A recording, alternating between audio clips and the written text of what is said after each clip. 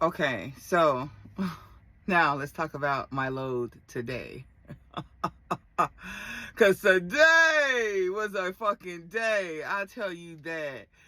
So let's start with last night, okay? I was waiting after I got a new truck. I didn't have a load just yet. So I went out with one of the trainers here. We went and bobtailed to go get some food. I went to Walmart.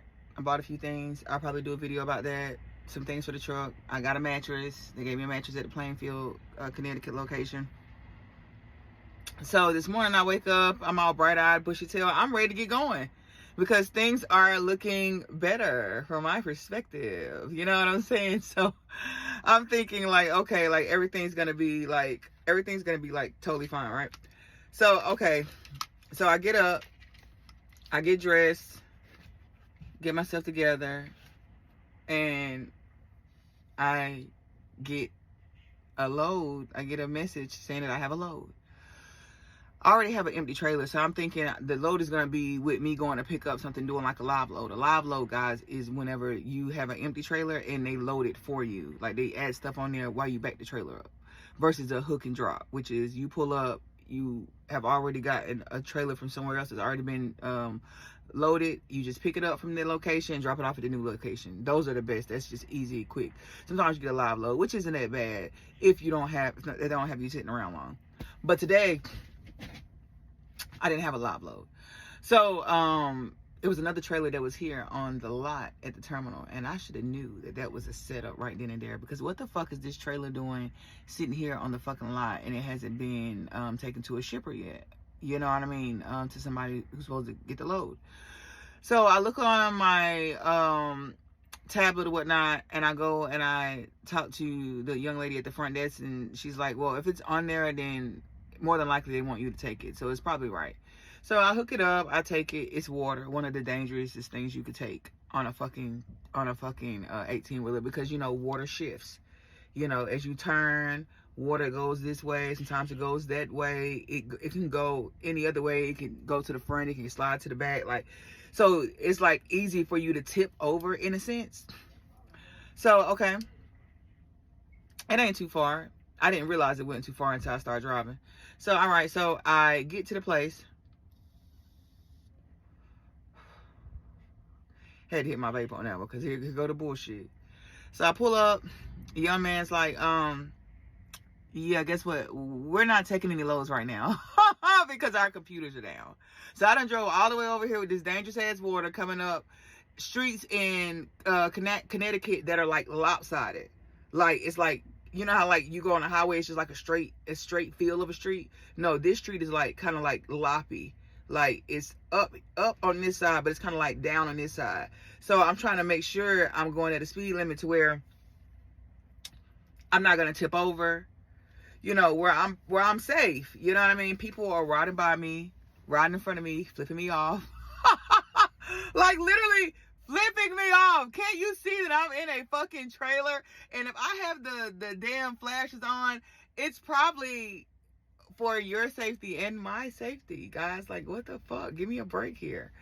So they're riding by, they're flipping me off and shit. I got flipped off like every bit of 5-6 times today. You know what I'm saying? But back to me getting there and a young man saying, listen, we're not taking this. So you gotta turn around and take it back because we don't fucking want it. We can't upload it. We can't even pull it up in the computer.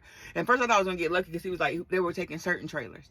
So I gave him the trailer number. He like, nope, that's not one of the trailers we're taking. So he let me do a U-turn in there and come on back out. I called dispatch because DM's district managers, they're gone on the weekends.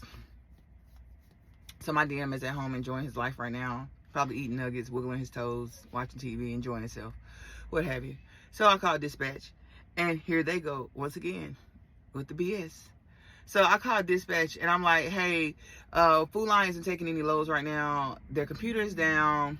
Oh, excuse me for spitting. The computer is down and basically they want you guys to tell the broker, don't send anybody else up here until you've reached back out to them and they've set up a new appointment for you, which probably won't be until Monday or Tuesday. So here's the bullshit after the bullshit. So I talked to dispatch and I let them know that here's dispatch. Well, we'll just find you somewhere to park safe, and we'll let you know Monday or Tuesday when you can drop the load off. Huh? Come again, say what? Come again, say, huh? Sit where? For 2 days. What is this you speaking of? I can't remember what movie you come. What is this you're speaking of? Because I have no idea what you're talking about. So I'm like, no, I'm not doing that. Like, you're messing with my money by this time if I'm sitting there for 2-3 days waiting to get this load dropped off. And who's to say Monday or Tuesday may come and their computers might still not be up. And by this time I done sat for 2 days without making any money. I'm not even in reset. So I'm just losing all the way around. So he's like, well, I'm trying to tell you what they want you to do, and you insist on doing it your way. So I called one of the trainers and I asked them, like, what's protocol for this? How am I supposed to do this? And he's like, okay, look up and see if there's any truck lots there for you to spend a night in safely for free where they're not charging you. If you don't find a truck spot, then you need to call them back and let them know you can't find a truck spot and you're gonna have to go back to the terminal. So I did it. I talked to a young man by the name of Adam. Adam was way cooler than the first dispatch I talked to, because he was pretty much like, oh, okay, well, if that's the case, just go back to the terminal, and just chill, drop that load back off, pick up your empty trailer, and we'll dispatch you something else once we get it. I'm still waiting on the dispatch. I haven't gotten anything yet. Mind you, it's like, what, 5:30?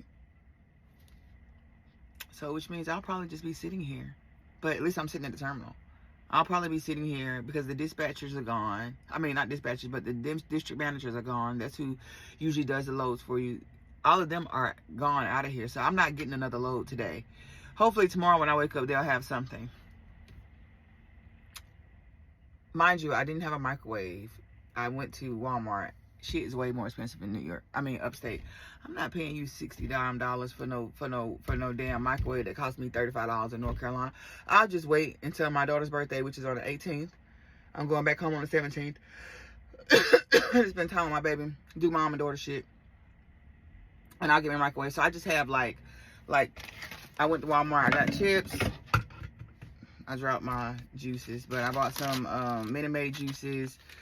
They didn't have any fucking Vienna sausages that were just chicken. They just had the regular ones with pork and beef. I don't eat pork. As you see, I don't eat pork. So I couldn't do that. So now I'm just chilling. I think I got me some cups of noodles. So I'm going to go in here and warm up me some noodles and eat noodles for tonight. And I'm just going to call it a night and go to fucking bed. But just know, like I said, guys, before, it's not just driving to your load and getting there and turning back around and picking up another one and going about your way. It's so much more shit that comes with this. I had no idea when I got there that it's possible for them to turn you away with the load. And now you got to turn back around and drive back to where the fuck you came from, or sit with that load in hopes that they'll get you another one, or they'll let you finally drop this load off, or have somebody pick this load up from you to where you can start getting back to making money. So that's why I told y'all, trucking has so much more. It's so much more to it than just picking up a load and dropping it off. And it's imperative that I get you guys to under and understand that. Because if you don't realize that, you're going to come out here and you're going to fucking quit. You're going to fucking quit. Because you're going to think to yourself, like, what the fuck is going on? Like, you're going to be overwhelmed and stressed. And I'm not a person who's easily stressed. Like, I can deal with some shit. Like, I can really deal with some shit. Like, literally. But this shit today was like, what the flying fuck?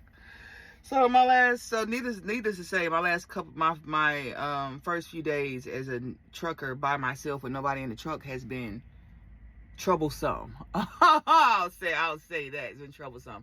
But needless to say, I'm gonna get up tomorrow and I'm gonna keep going, because I'm a firm believer, if you keep stirring that butter, eventually it's gonna turn flat.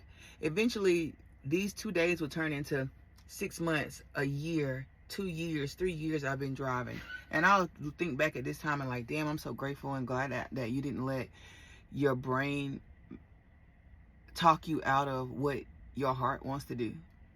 Because I enjoy driving. That's one of my things. Some people hate driving, but I enjoy it. That's why I said, let me get paid for this shit.